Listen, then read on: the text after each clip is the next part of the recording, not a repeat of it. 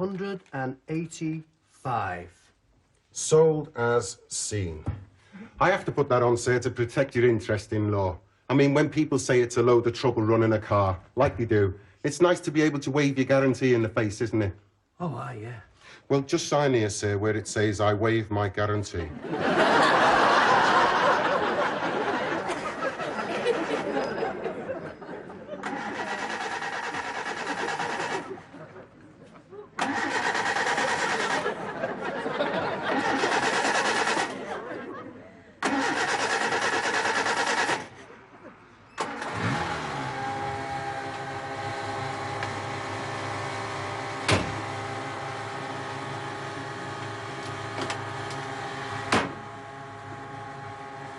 Car ready for Mr. Wadsworth, Cyril? Well, is Mr. Wadsworth ready for the car? Have you ever taken the advanced driving test, Mr. W? Or raced or rallied at all? Not exactly. Well, it's go easy with the right foot until you get used to the power. It's so deceptive. You'll probably think you're actually going quite slow.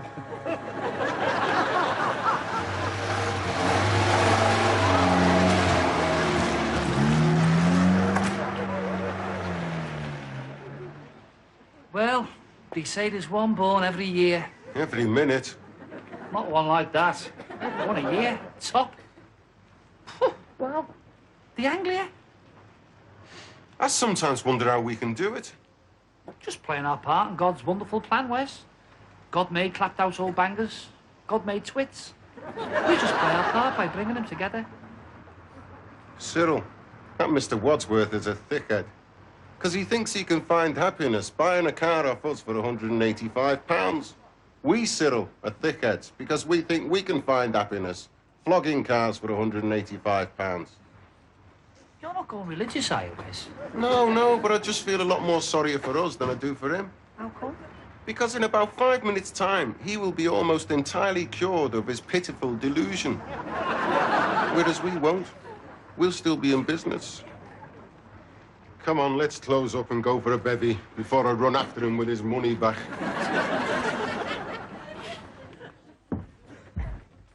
I know how you're feeling, Wes. You're losing that faith in yourself. But in that hour of doubt and darkness, Wes, the Lord has sent Mr. Wadsworth to you to be a succour and a comfort. And just in case that wasn't enough, he's also sent Mr. Wadsworth along with 185 of these. Pure profit. See, you're kidding yourself. We had to lay out money on that car, remember? We had to spend money to put tyres on it. Now, I got those tyres off dodgy Dennis. Hey, good ones and all. I mean, some people might say with the second-hand tyres. Some people might say pre-owned. I prefer Dennis's very descriptive phrase.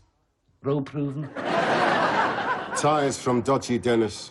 A load of running round and dodging and all for what? It's pathetic, Cyril. We aren't going to get rich this way, selling rubbish to thickheads. And I don't want to hear any jokes about the Eurovision Song Contest either. Wes, what is getting you? There's always good times and bad times. When did you last see any good times, eh? Face it, Cyril, we have spent all our lives trying this dodge, that dodge, every dodge going. And we're smarter than most people, and still where's it got us? Nowhere. I wouldn't say nowhere, Wes. Look around you, Cyril. If this isn't nowhere, there's no such place as nowhere. No, I'm not talking to you when you're like this. If you can't cheer up when you see this stuff, you're in a bad way.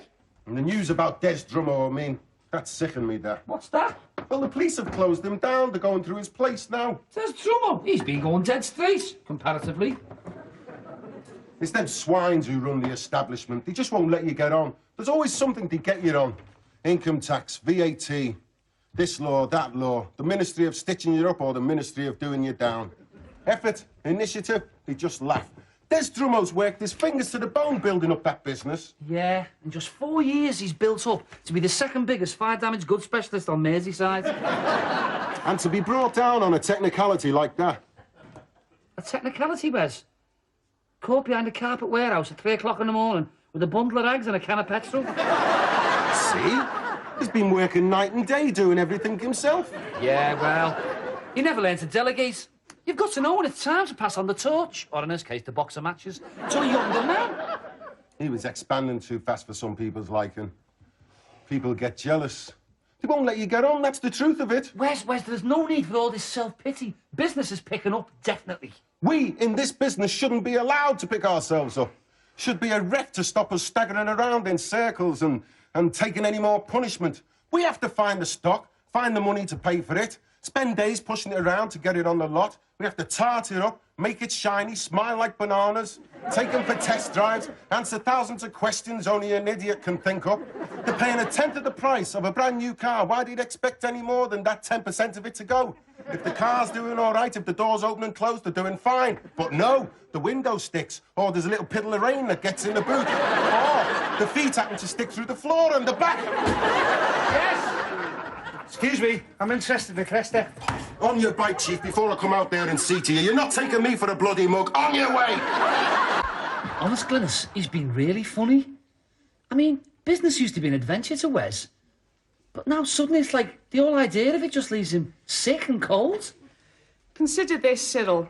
He's been working with you even longer than we've been engaged. And that's had a very similar effect on me.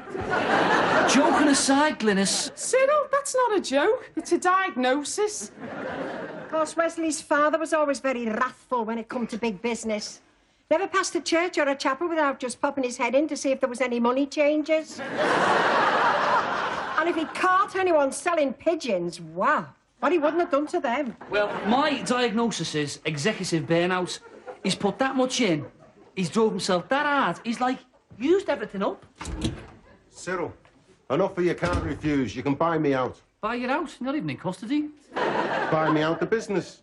You can buy my half share of all the stock, fixed assets and debts owing, or monies accrued in the course of trading. You must think I'm a nut. There was a fella in business really used to upset him. I don't know why. What was the name now? It was always on his tongue. Mammon. I think they were a toy shop on London Road. You never hear of them now, but oh, we used to get that fed up with them. Yeah, I'm sorry, Wes, I can't do it. Not unless you can extend me credit against my assets, like... You see what I mean? You lend me the value of half the cars against my assets, to it, the other half of the cars. Then I can buy your assets, to it, your half of the cars.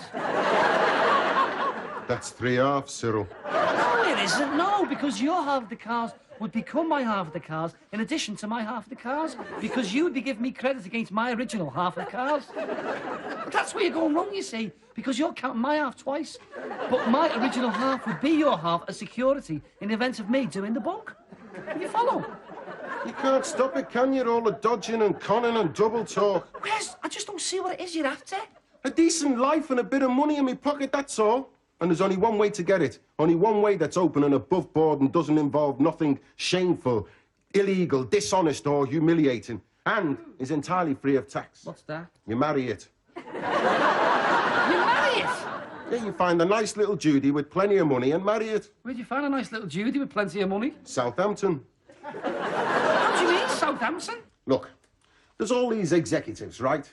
There's dentists, accountants, all sorts shoveling the green stuff abroad. Have you seen the houses they've got out in Blundell Sands? But it's taking its toll all the time, catches up with them. Then where are you? The hackers are in the bank, the ashes are on the mantelpiece, the missus is aboard the motor vessel Canberra, dabbing her hanky all the way to the Caribbean. So what are you going to do? Hang around the gangplank, give them the glad eye or what? I need a bit of money. I need about £1,000, and then I can go on a little cruise and start laying my stall out. Best investment you could wish to make. Trip on the QE2, see the world, plenty of ozone, come back with a nice little widow woman, plenty of cash in the bank. What's wrong with that? Yeah, yeah. And you're not necessarily talking about very high mileage examples, neither. Well maintained. We could be talking about women with quite a lot of tread left on them. Pig! What's to do? What did they say? I'll get you a drink, Moira. What is it? I'll have a desperate Dan. What's one of them? It's Campari and pineapple. No wonder they call it that. I mean, that's what's left over in the kitchen at 3 o'clock in the morning, isn't it? As soon as you buy, Mr. Stanley. You can make your own arrangements. I don't think you've met, have you? This is my daughter, Moira. Moira, this is Cyril, what I've told you about. And that's Wesley, who happens to be his brother. Brothers? Really? Yeah, but I bagged the shady end of the pram. You never told me I had a daughter, Mr. Stanley. This is a precaution that a lot of people take in your case, Cyril. What brings you in tonight, then? Somebody, tell you about the singer, did they? Yeah, but you've got to get out the house all the same. There's no use smoking, is there? You've got your life to live. You've got to get over it. Get over it. Want something in this? Cherry, pickled onion, little lumps of cabbage, cheese, bits of pie crust. You can put anything in this. Just ice. Oh, now you're asking. You were saying, love, you were just getting over, Yeah. Get that down, yeah. Very dry work talking to solicitors, isn't it? You'd think he'd have offered you a sherry at least. All the work Donald's put in his way over the years. Oh, you've not been in trouble with the bobbies, have you, love? No, it was just sorting out the will, you know. Oh, you've had a bereavement, like? My husband. Oh, I'm sorry to hear that. Oh, I'm getting over it now, you know. Time heals the wounds. It's a while ago, is it? Oh, yeah. Come Wednesday, it'll be, a fortnight. Well, Moira, I'll say this. You lost a so-so husband. I lost a bloody good accountant. Accountant, was he? Oh, I read that on the figures. Whoa, nobody like him. You should see their house in Blundell Sands. Oh? Wes likes Blundell Sands, don't you, Wesley? very nice place to live. Salubrious. It is where they live. How much did your Donald lash out on that swimming pool? God alone knows. And I don't think he ever went in it, did he? Oh, yeah, the once. Oh, of course, that's where he was, sorry I mentioned it. Oh, it's all right. Drown your sorrows, I always say. What are you going to do with the house then, Moira? Oh, I'm flogging it. I'm flogging the lot. Do you want to buy a grand piano? I can't even play the piano. Neither could Donald. He just liked the shape of it. Said it reminded him of a bloody big cash register. You want to have a good look inside that thing. There'll be a pile of readies in that Joanna somewhere. What are your plans, Moira, for the immediate future like? Well, you've got to think about the rest of your life, haven't you? But the first thing, I'm going on a cruise. You know something, Moira? I honestly think that'd be a great mistake. It's the last thing you want to do. Take my word for it. You don't want to go on a cruise. No cruises. Definitely out. Don't go on a cruise.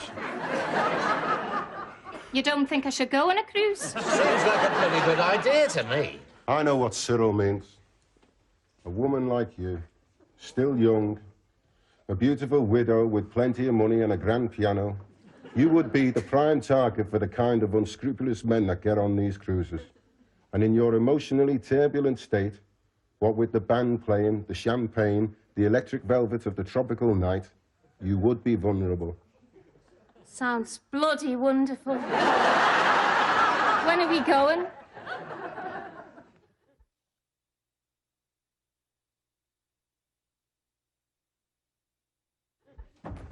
I have never seen anything like it.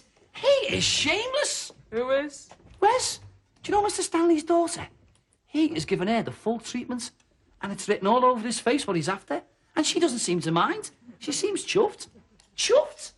Well, he has got charm, Wes. Charm? He's got all the charm of a fishmonger's knife the way he's going in there. Is he angling for a date? A date? She is practically begging him to accompany her on the cruise. To protect her from unscrupulous men. What you need's a big, strong mind, he says. Oh, I do, she says. That's where we've been going wrong over the years, Nige, is we're too subtle. It's right, though. Marry the boss's daughter. It's the only way to get on, Nige. Too right. As long as you've got what women want, sell it to the highest bidder. Definitely. If I'd have known it was that easy, I'd be marrying for money myself. Too right, I would. Listen, potato brain, you are not marrying for money or anything else, right? So let's have none of your smart talk. You are marrying for sodding love. Get it? One from the bank. Rudyard, Reekers, Truman and Cross solicitors, you can have that. Enderbury, and Coots solicitors. Somebody new suing us. It's nice to have a variety, isn't it? Red phone, red electricity, red rates. Ah, this one's from a customer raising some little query, I see. Oh, all the words and letters have been cut out of a newspaper. Well, really, what kind of a newspaper has language in it like that? All yours, Cyril. Wes, I want you to be serious now. No leg pulling, no head full of mad stuff and all that. Are you serious? What about? Come on, Wes, about this Moira. I've never been more serious in my life. And you're going on a cruise with her? Yeah. And? Oh, yes, and definitely. I mean, she's a mature woman, like. No, I mean, and after. Are you just thinking about being a kept man? A gigolo or what? Why would this upset you in some way, Cyril? Upset me? I'd entirely lose all respect for you, Wes. As a brother, as a partner, as a bloke. Well, it's no different to your relationship with Glenys. My relationship with Glenys is on an entirely different plane. For a start, there are emotions involved. All sorts of emotions. Like frustration and despair. But at least I've offered that girl the security of the marriage vows. Well, they have at least been mentioned. Well, if it makes you sleep any easier, Cyril, I have every intention of marrying Moira. After a decent interval has elapsed. Wes, you can't. Not just for money. My, aren't we the romantic? Yes, I am. I am a romantic, Wes, and I'm not ashamed of it. When I sing and that King Cole number, my neck prickles. That's a boil coming, Cyril. Oh, yeah, you can sneer. Look, let me tell you. If you're thinking of getting off with an upper-class Judy, like a duke's daughter or an earl or somebody like that, that is the #1 consideration. How much gelt have you got? And you got to be talking a couple of million before they even climb off the horse, let alone drop the jodhpurs. Wes, does love mean nothing to you? I am trying to explain to you, Cyril, romantic love is a fiction. It is unimportant. Well, there are other things as well. And apart from anything else, she looks like the back of a bus. She's got the disposition of a stoat. And I don't think she'd know a joke if it broke out in the end of her nose. That is a fair description of the distaff side of the British aristocracy, Cyril. And most of the royal houses of Europe. And if they can marry women like that, so can I, because we have got our priorities right. We know what is important in a relationship. Now, deal with the mail. I must go and sort myself out with a decent pair of rope-soled shoes. Do you know, I've not had the slightest trouble with my tummy. Natural sailor. The island breed, eh? Definitely. It's in the blood. Birkenhead and back 3 times and I'm fine. Moira, I think I ought to put my cards on the table. Underneath this smooth, confident exterior, this flash act of mine, the prosperous, self-made man. I know. You're just a little boy lost. No, Moira, I'm a little boy broke. I know. You do? Yeah, well, I suppose a trip on the ferry isn't much of a day out, really. But I thought Grayson, you know. What you mean is, you wouldn't find me quite so attractive if my Donald hadn't paid all those premiums to the crew. Which is not to say I don't find you attractive in your own right. Just more attractive with the money. Everybody's more attractive with money, Moira. Of course, in the long run, it's the one kind of attraction that lasts. Ah, yes, Moira. You don't ever have to doubt that. What colour would you call that, Mrs. McGregor? Oh, now, isn't that what they call Prussian blue? Prussian blue, that's it. I was thinking of it for Cyril, but I've been thinking it was prussic acid. Oh, no, Glenys. Prussic acid, that's terrible poison. It's funny how your mind works, isn't it? I suppose we'll have to be thinking about wedding presents in no time. I'm not getting them nothing. Gotta get them something. Well, I'll get them something for those passionate moments, you know. His and hers calculators. I don't know what you're being like that for. I mean, to you, money and getting married are practically the same thing. What, me? Are you saying I'm mercenary? Me? You're always saying it. We'll get married when we've got the money. Ow. Well, I'm glad you've changed your tune. I know. If they name the day, we'll have a double wedding. You'll be tied up, won't you? What do you mean? Well, they might want you for a bridesmaid. Do you think I'm going to be a bridesmaid, do you? I don't suppose anybody'd ask you anymore. Not after what you did to that poor kid at your cousin Sissy's wedding. What kid? Oh, that little girl with the freckles and the leg iron. What was just about to catch the bouquet. You mowed her down. She didn't know what it is. Splat. And there you were with the posy in your hand. I didn't know where to look. Don't exaggerate. We bumped into each other. Oh, yeah. Like hedgehogs bump into 40-ton trucks. Oh, like a 40-ton truck now, am I? Oh, God, I'm sorry I brought it up. It's not our wedding I'm worried about. It's Wes's. I'm worried he's thrown himself away for 30 pieces of silver. Well, stainless steel, more like. But then again, I wouldn't get them a cantina cutlery. Because you're only paying for a lot of them silly little knives, what you never really use. I thought a table lamp.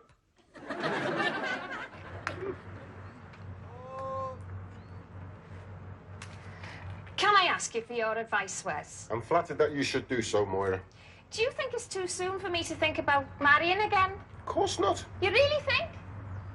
Moira, you are that kind of woman. You must have a man in your life. Donald would understand that. Because I think I found the ideal man. Well, Moira, nobody's ideal. No, this fella is. To me. He's mature, he's strong, and he looks right in a DJ. Well, there are other things to look for. Not as far as I'm concerned. No, there is one other thing. He's got to be fairly thick in the head, but nice with it. And he is.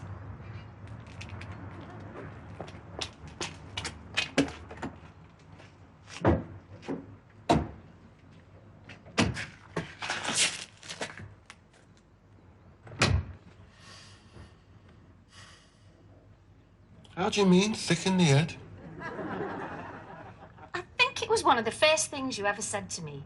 What I needed, you said, was a big, strong minder. And I'll always be grateful to you for that advice. You're a wise counsellor, Wes. A great friend and a stimulating companion. But for a minder, you've too many ideas in your head.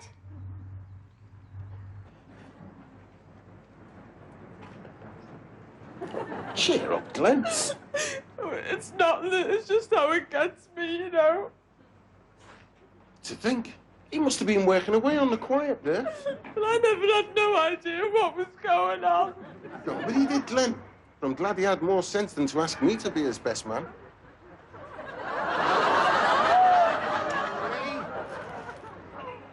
Here, Nigel, one of the bride and the bride's father.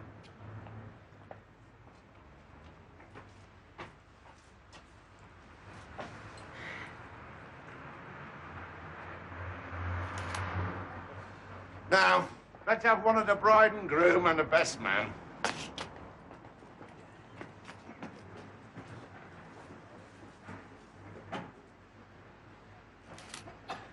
Smashing.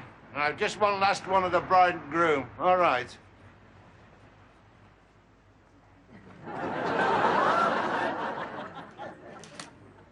Right.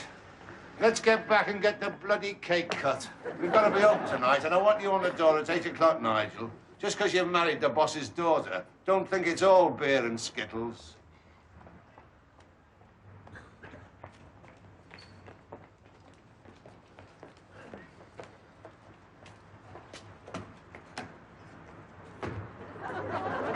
Well, Wes, I think that was the longest speech I ever heard Nigel make. 2 words. It's as much as he'll get in. Well, he'll have to be Plan B, Wes, if you've got a Plan B. Excuse me, could you tell me where I go to register a death? It's, Depends on who it is that's deceased, love. It's my husband. In there, up the stairs, and along. Thank you. Actually, love, it's quite complicated. I'll show you the way. That's very kind.